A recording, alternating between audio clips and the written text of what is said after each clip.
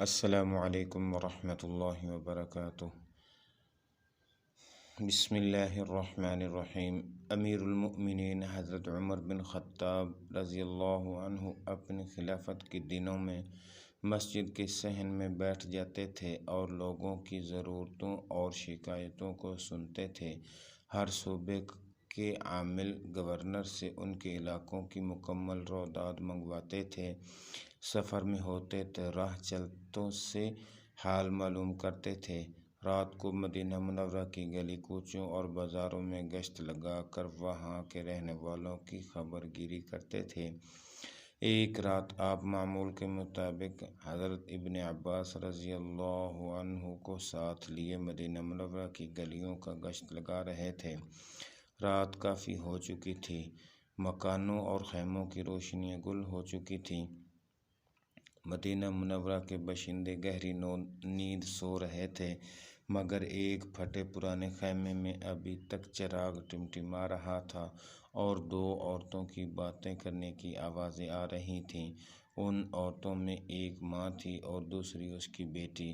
ماں بیٹی سے کہہ رہی تھی، دودھ بیچ کر جو پیسے تو لاتی ہے وہ اتنے کم ہوتے ہیں کہ گھر کا خرچہ بڑی تنگی ترشی سے چلتا ہے۔ میں جب تیری عمر کی تھی تو دودھ میں پانی ملایا کرتی تھی اور بڑے آرام اور آسائش سے زندگی بسر ہوتی تھی۔ بیٹی میری مان اور صبح سے دودھ میں پانی ملانا شروع کر دے، 4 پیسے زیادہ آئیں گے تو گھر کی حالت تو سدھرے گی۔ بیٹی ماں کو ٹوکتے ہوئے بولی۔ پھر ماں کو سمجھانے کے انداز میں کہنا شروع کیا، اماں جب تم دودھ میں پانی ملاوٹ کرتی تھی اور اس وقت تم مسلمان نہیں تھی، الحمدللہ اب ہم مسلمان ہیں، لہٰذا ہم دودھ میں پانی نہیں ملا سکتے۔ ماں بولی، آخر اس میں حرج کیا ہے؟ دودھ میں پانی ملانے سے اسلام پر کون سی آنچ آتی ہے؟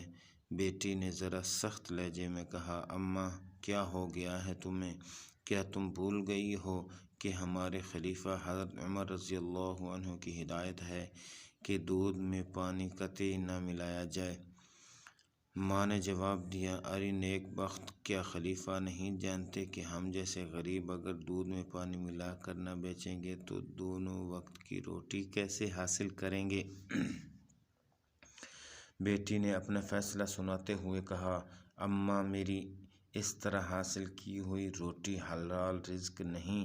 میں مسلمان ہوں اور کوئی ایسا کام نہیں کروں گی جو خلیفہ کی ہدایت کے خلاف ہو اور اسلامی تعلیمات کے منافی ہو۔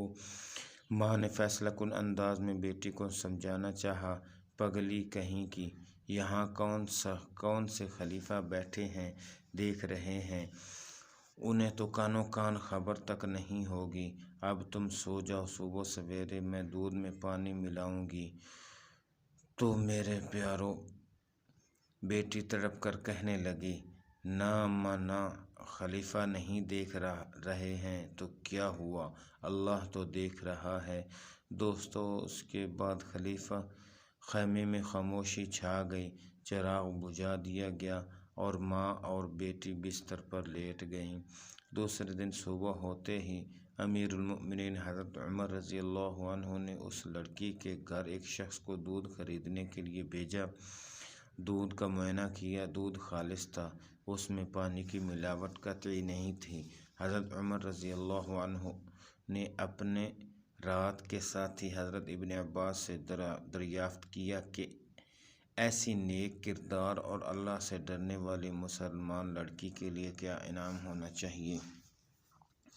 حضرت ابن عباس رضی اللہ عنہ نے رائے دی کہ اسے کم از کم 1000 درہم انعام میں دیے جائیں۔